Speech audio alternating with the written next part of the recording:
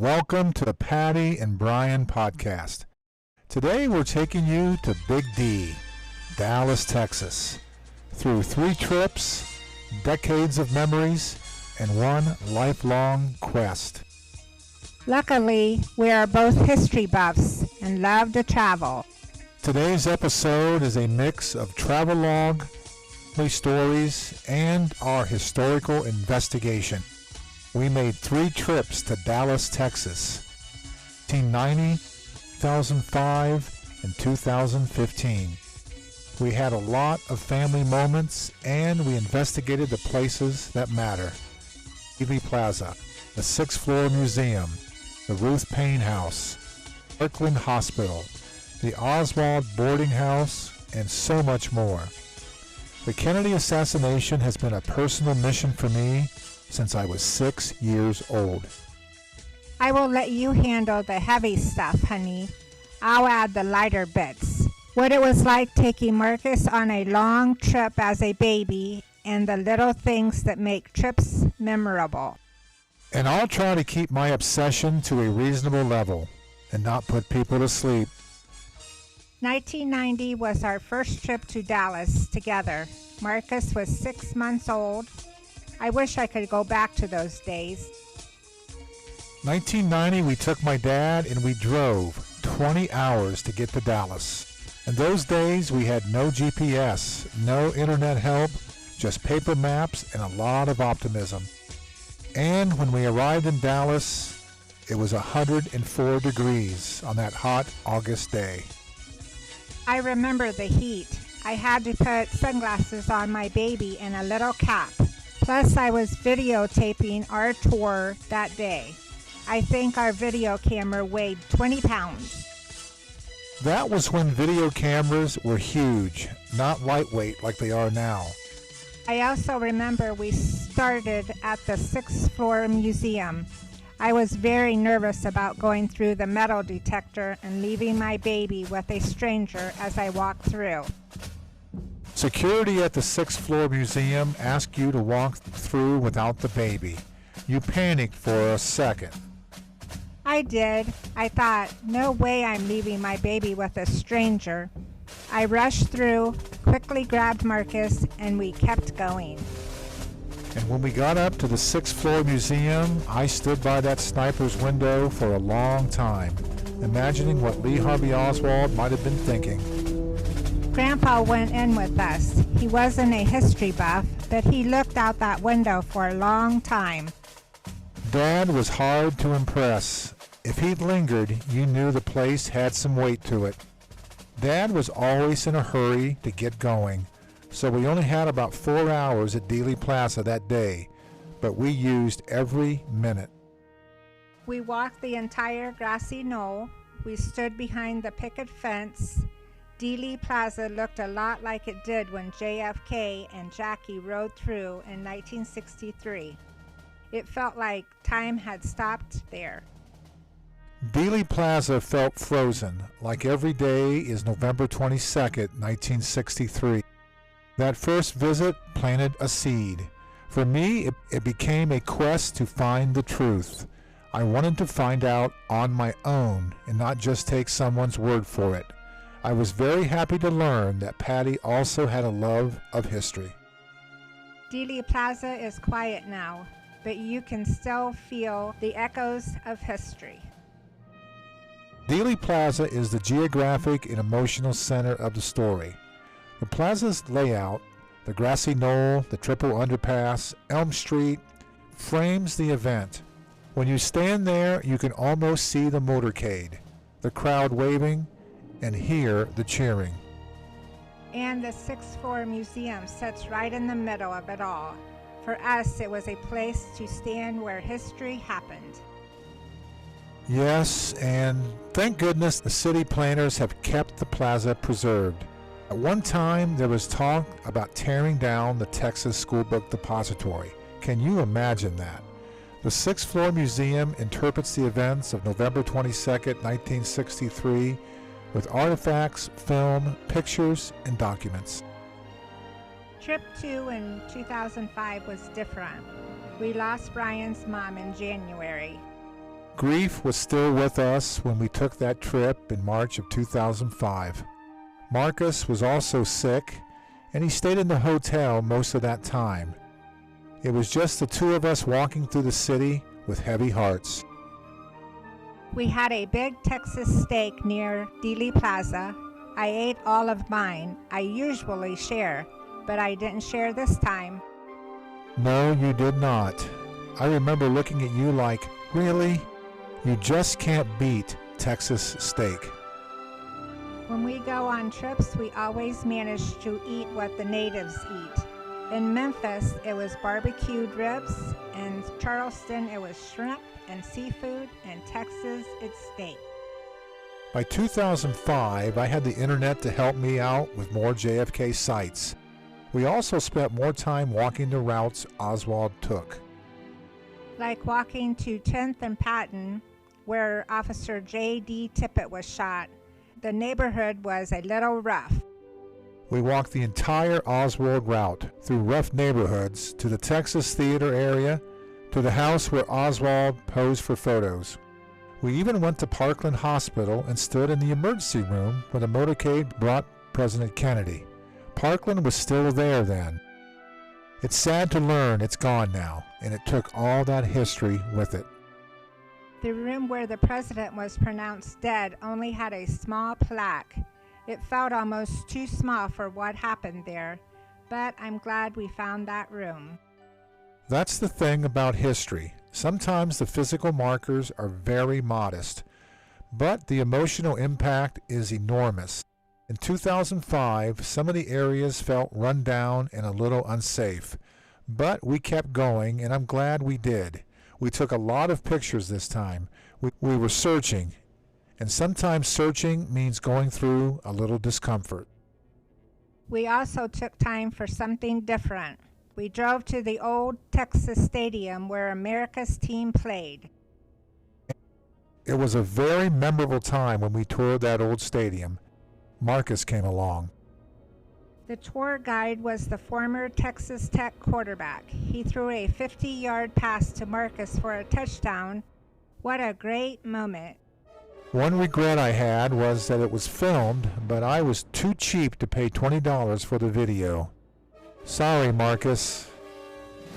Trip 3 in 2015 was just the two of us. No distractions. We wanted to finish what we started.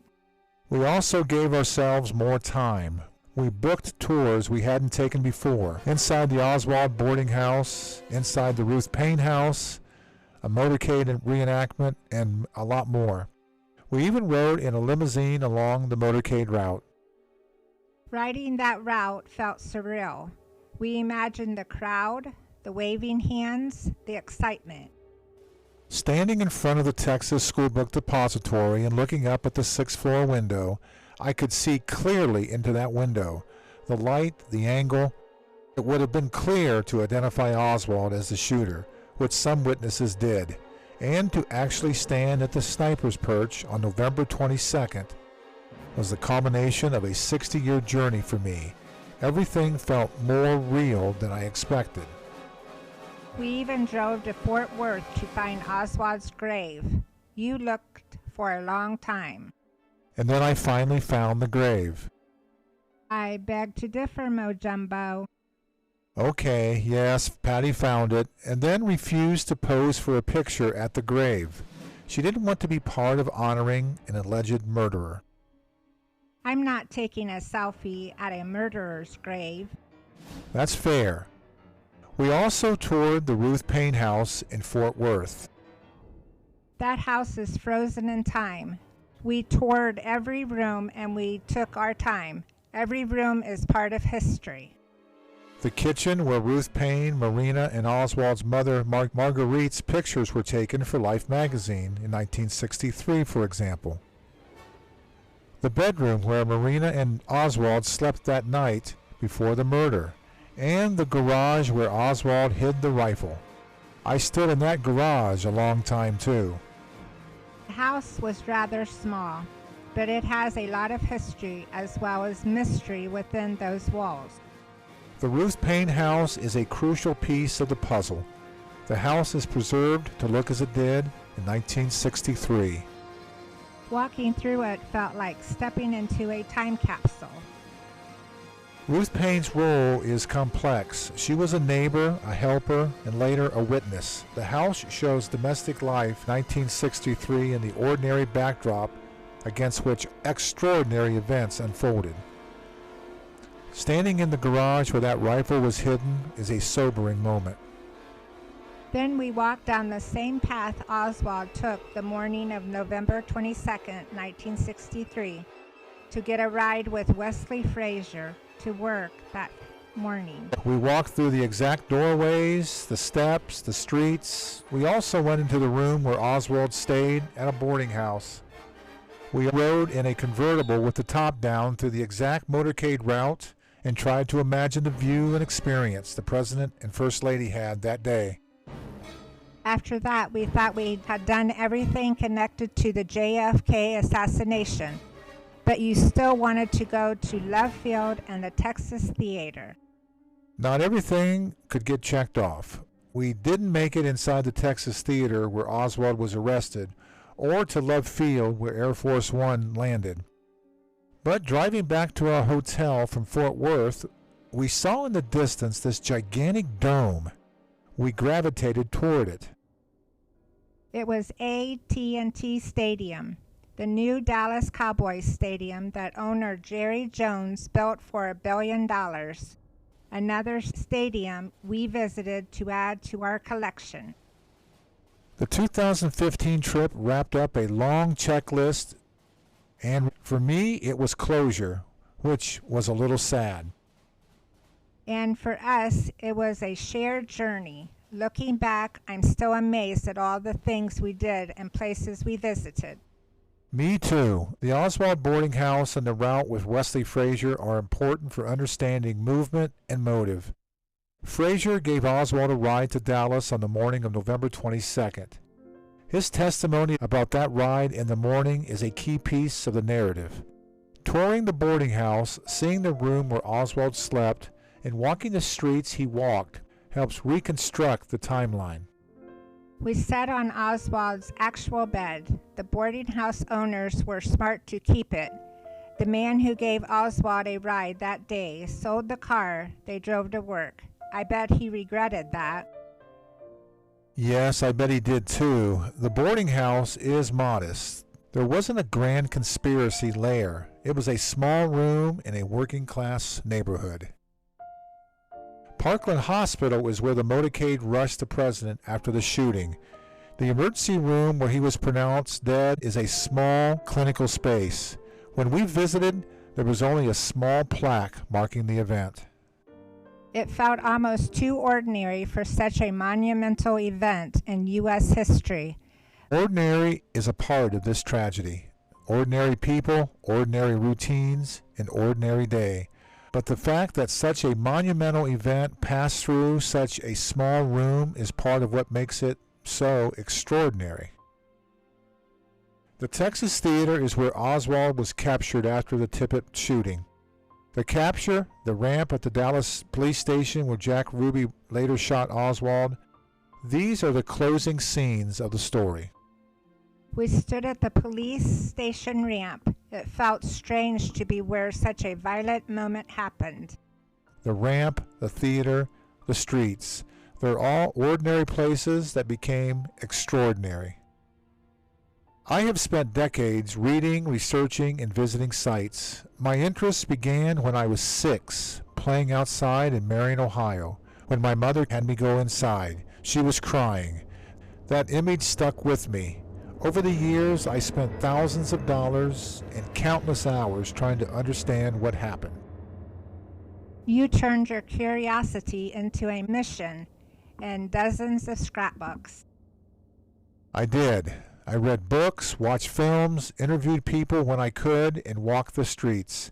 After 60 years of study, I'm convinced Lee Harvey Oswald fired the shots. That's my conclusion based on the evidence I've examined. You've always been thorough. Sometimes I worry you go too deep. Maybe, but history deserves that depth.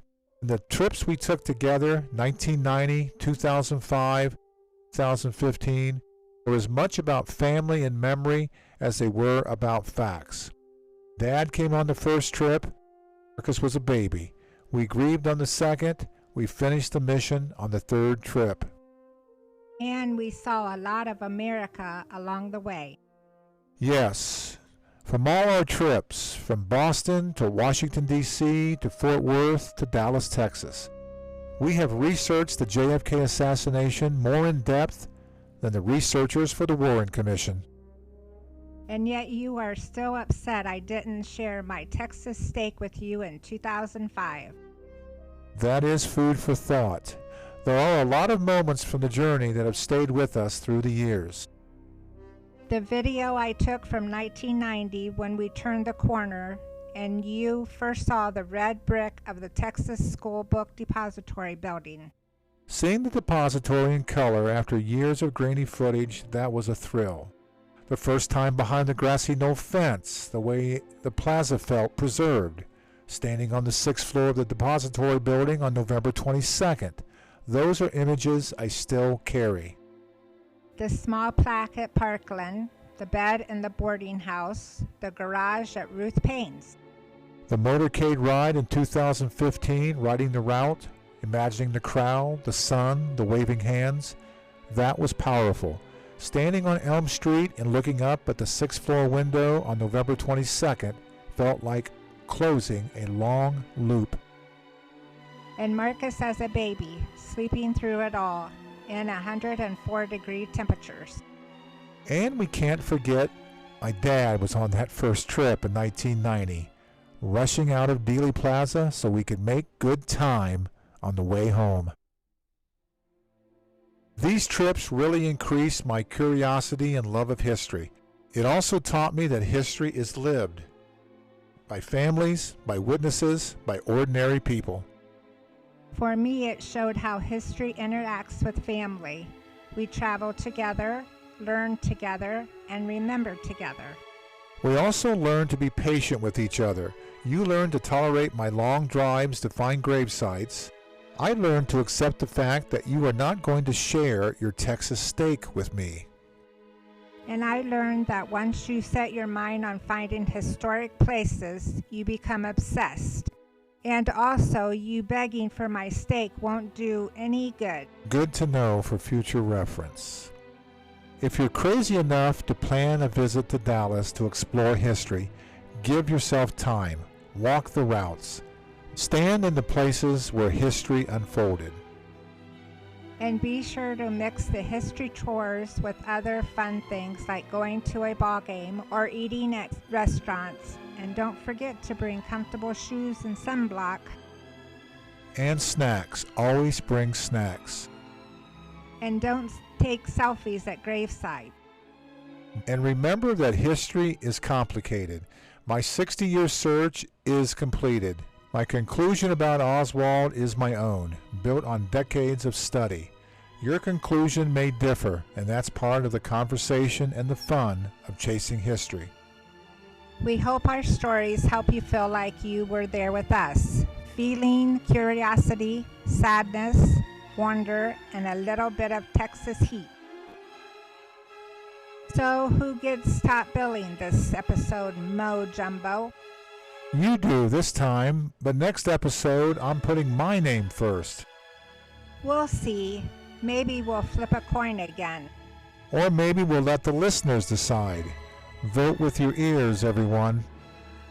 Thanks for joining us on a historical ride through Dallas. Did you say historical or hysterical? Well, with you, sometimes it was both. From Marion sidewalks to Dealey Plaza windows, thanks for listening to our story. This has been the Patti and Brian podcast. And we'll see you next time, where we argue about whose name goes first and who gets the funniest lines. Heads I win, tails you lose. Bye, everybody.